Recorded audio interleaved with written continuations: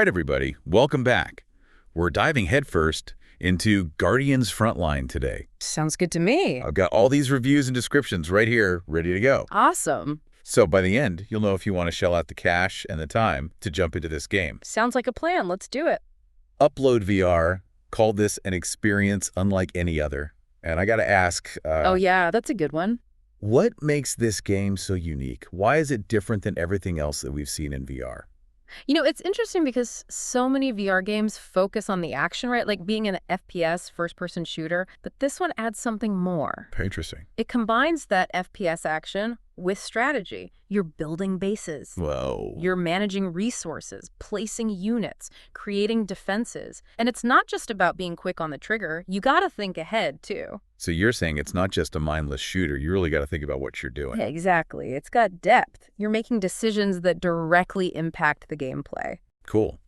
And it sounds like it's being pretty well received. We've got some of the big VR YouTubers like SteamKnows saying they're full in love with Guardians Frontline. Yeah, he seemed pretty stoked about it.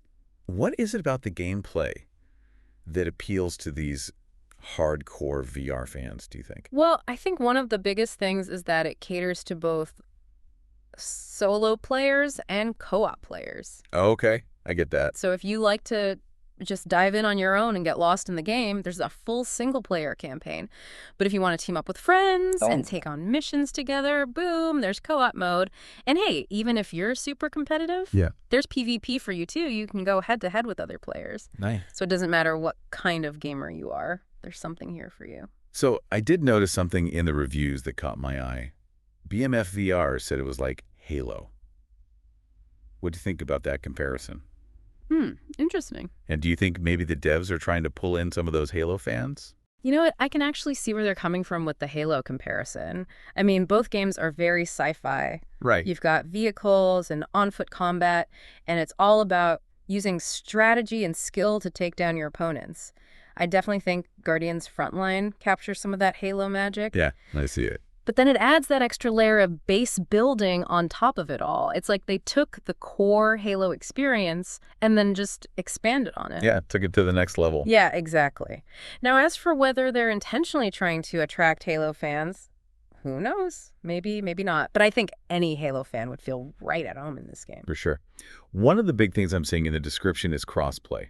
Why is that so important, especially for a VR game that, like we were just saying, might have all kinds of different players? It's a game changer. Yeah. It's huge. In the past, VR gaming was so fragmented, you know? Like, if you had an Oculus headset, you couldn't play with someone who had a Vive. Right. Makes sense. It was all these separate little ecosystems. But with crossplay, those barriers are gone. You can play with anyone, regardless of what headset they're using. That's cool. I love that. It makes the community so much bigger and more active, and it means the game is going to have a longer lifespan. Speaking of bigger and better, the game description talks about enhanced graphics, which makes me think, whoa, this must be pretty crazy in VR. Yeah. It calls out stuff like environmental effects and reflections and real-time shadows. Totally. VR is all about immersion, right? Absolutely. It's about feeling like you're actually there in the world. Right. And these little details, they make all the difference. Think about stepping into your base and seeing your reflection in the metal surfaces, or watching the shadows move as you walk around the battlefield. So cool. It tricks your brain into thinking it's real. Guardians Frontline really goes the extra mile to create this incredibly immersive world. So basically, this game has it all. It's got the action, the strategy, and the visuals to just totally blow you away. I think that about sums it up. It's a really impressive package they've put together.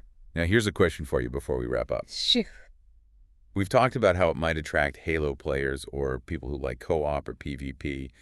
But what about people who only like one type of gameplay? Interesting question. Like, could Guardians Frontline be the game that converts a hardcore strategy gamer into an FPS fan? Or vice versa. You know, it's hard to say for sure, but I think it's definitely possible. Maybe someone who loves strategy games might be drawn in by the base building aspects and then discover that they actually enjoy the fast-paced action too. Absolutely. I think that's an awesome thought to leave our listeners with today. I agree. If you're on the fence, this might just be the game that pushes you over. Give it a shot. See you all next time for another deep dive.